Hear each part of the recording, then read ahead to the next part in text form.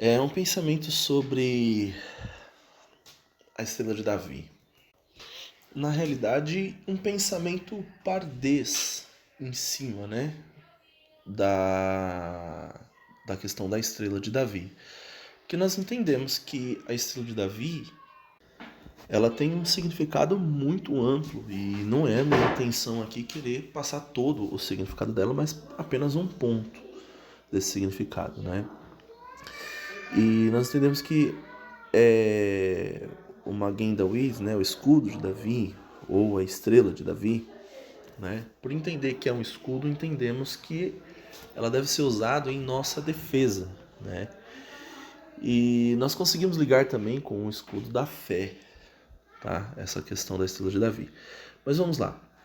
A estrela de Davi, ela foi criada por com as letras do nome de David, né?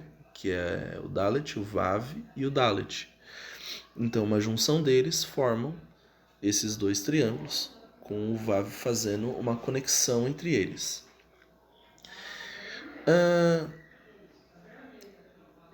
Quando nós vamos nos aprofundando, você tem várias conexões entre o homem e a mulher, né? São dois triângulos entrelaçados, né? Interligados.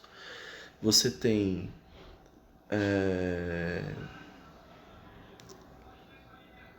esse pensamento, né, entre o homem e a mulher. Nós podemos colocar entre Jesus e a igreja, mas eu gostaria de colocar um pensamento sobre a conexão do homem com Deus.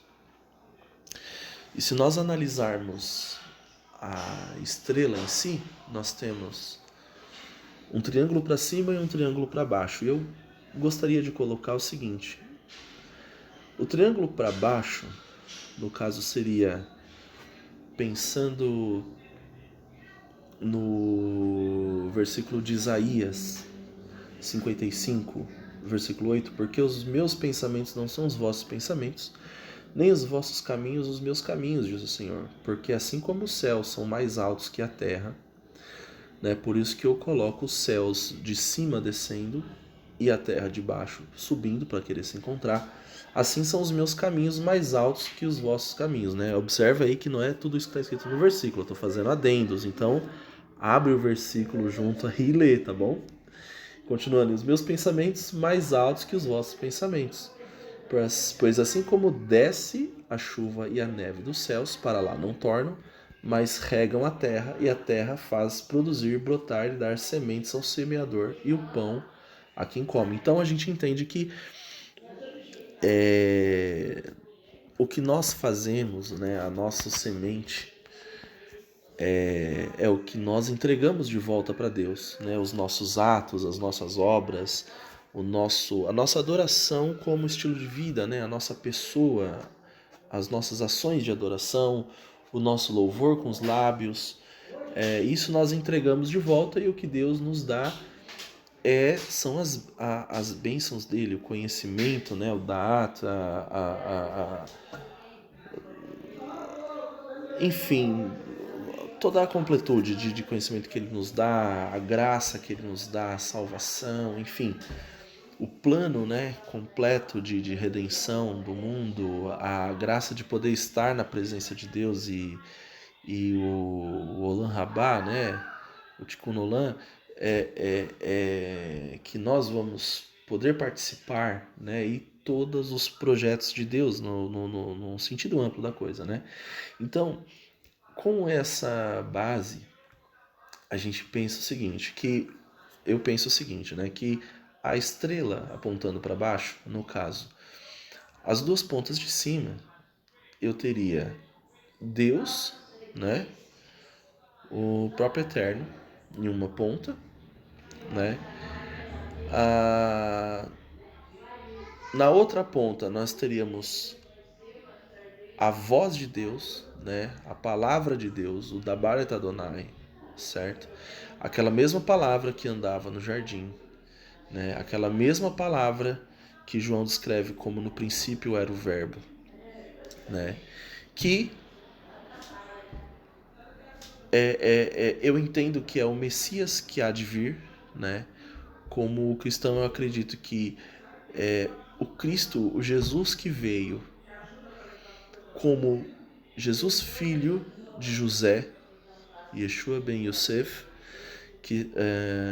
aliás, Mashiach ben Yosef, né? O Messias filho de José, que é o Messias que veio sofrer, eu acredito que sim, são duas vindas, não uma vinda completa, porque não faz muito sentido você ter alguém que sofre e depois alguém que é coroado em uma mesma situação, né? Vamos dizer assim, José teve essa vida aqui de sofrimento e coroação, certo? Mas não combina essas duas instâncias ao mesmo tempo, né? Davi também teve seu sofrimento e sua coroação. Então uma coisa é você falar de José, o Zafnat Paneah, né? Aquele cara já consagrado ali, o segundo do Egito. E outra coisa é você falar do José, filho de Jacó, ali sofrendo pra caramba. Da mesma forma, uma coisa é você falar do Davi, filho de José. Outra coisa é você falar de Davi, o rei Davi, né? O rei de Israel, o rei de Judá, né? Então, nós temos nas duas pontas lá. Primeiro o Eterno, em uma ponta, do outro lado o Mashiach, né? O Dabar et Adonai. E a ponta de baixo, a ponta que puxa esses dois para baixo, seria o Ruach. Ruach et Adonai, o Espírito de Deus. O sopro de Deus. O sopro que nos fez ter vida. Por isso que ele que foi, que transportou Deus e a palavra de Deus para dentro de nós, nos trazendo a vida. A estrela, desculpa, o triângulo virado para cima, no caso, seria de um lado o meu corpo, a parte de baixo, né, que é a minha parte física, que hoje tem a corrupção em si, né? Ela é mortal, né? Ela pode se corromper. Do outro lado, nós temos a alma, que vai prestar contas ao Senhor, e nela tem todos os nossos registros históricos. E aí eu acredito que existem algumas confusões, porque o nosso corpo ele vai ter as janelas para a nossa alma, né? Então eu acredito sim que no nosso corpo nós vamos ter as nossas sensações. Então as comunicações de ação e reação, elas vão estar no corpo, ou seja, a raiva, o susto, essas coisas elas vão estar todas no corpo. Agora, o que nós fazemos com essas reações são decisões da alma, são decisões do nosso intelecto. Então, se eu vou guardar rancor é uma coisa, ter raiva é uma coisa, guardar o rancor é outra. Uma expressão de felicidade naquele momento é uma coisa. Agora, ser feliz, né, estar alegre, estar contente é uma questão da alma, né? Então, uma coisa é uma reação fisiológica, uma reação infrarracional ou subconsciente. Agora, outra coisa é uma ação pensada. Uma ação pensada, ela vem da alma, né? Então, guardar sentimentos pode ser uma questão almática. Agora, às vezes você não entender o sentimento que você tem em reação àquilo ali é uma questão física, porque você tem aqueles neurônios desconectados e você conecta fisicamente uma reação, um neurônio com o outro, para que uma reação seja desencadeada a partir do momento que bate uma informação ao seu corpo. Isso é um sistema de defesa do corpo humano, certo? Agora, como o nosso corpo vai ser transformado em um corpo incorruptível, eu acredito que as nossas reações elas também vão ser transformadas. Ok. Mas não é esse o ponto que eu quero colocar. Enfim, nós temos o corpo e a alma, né? Nessas duas pontas de baixo do triângulo. E a ponta de cima, que aponta para cima, que puxa para cima, na realidade é o nosso espírito, que ele que conecta com Deus, né? E a Bíblia fala, o espírito está pronto, mas a carne é fraca, né? Então a carne, no caso, seria o nosso corpo e alma, e o espírito que está pronto, no caso, é a conexão com Deus. Por isso que Deus fala, sobre todas as coisas, guarde o seu coração. Então o nosso coração, na realidade, ele faz uma intersecção entre o corpo e a alma, né? Ele tem os dois na intersecção, ou seja, eu tenho tanto a parte do meu coração que bombeia sangue, como eu tenho a parte do meu coração que é o centro da minha vida, né? O centro das minhas razões e emoções. Então, com relação ali à estrela de Davi, nós temos essas 6 pontas. Então, a nossa defesa, né? O nosso escudo, o nosso Magen, ele na realidade é quando nós conseguimos ter os, o nosso Deus na sua completude se conectando a nós, né? A bênção de Abraão é que o Senhor te abençoe, que o Senhor resplandeça o rosto dele e que o Senhor vire o rosto dele para você. Então, na realidade, a gente fala aí o seguinte, só a existência do Senhor já me abençoa. Agora, quando eu me aproximo, eu consigo ver a luz do Senhor resplandecendo. E quando eu me aproximo mais, eu consigo ver o rosto do Senhor virado para mim. E nós temos ali, nesses 3 passos, a existência do Senhor me abençoa e me guarda. Quando eu estou à disposição de ter a resplandecência do rosto dele, eu estou mais próximo. Eu encontro misericórdia, eu encontro Vahesed, eu encontro a graça. E quando eu estou mais próximo, mais aproximado ainda, eu tenho o direcionamento do rosto do Senhor para mim e eu encontro o Shalom, a paz.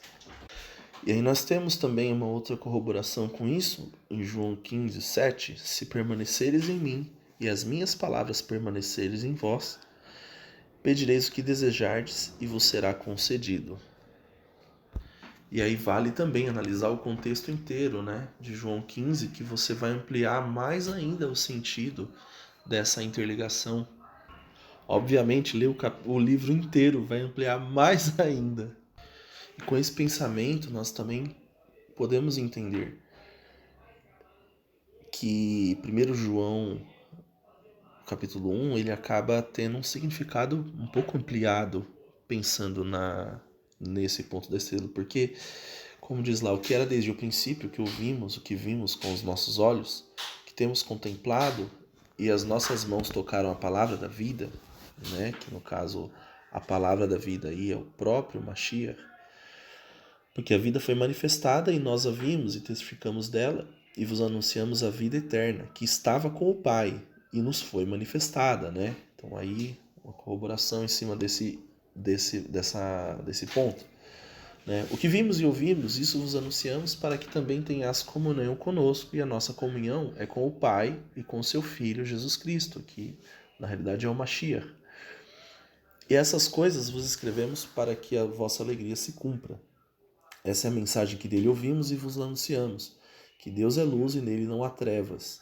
Se dissermos que temos comunhão com eles, ou seja, se o nosso escudo está completo, os 2 triângulos conectados, e andarmos em trevas, nós estamos mentindo, ou seja, nós estamos falando que estamos conectados, mas não estamos de verdade. Então, se andarmos, porém, na luz, como ele está na luz, temos comunhão uns com os outros, e o sangue de Jesus Cristo, seu Filho, nos purifica de todo pecado. Se dissermos que não temos pecados, enganamos-nos a nós mesmos e não a verdade em nós. Se confessarmos os nossos pecados, ele é fiel e justo para nos perdoar os pecados e purificar de toda injustiça. Ou seja, se nós nos afastamos, nos enganando e andamos em pecado, nós estamos nos enganando e não há verdade. Ou seja, esse escudo não está conectado, essas duas estrelas.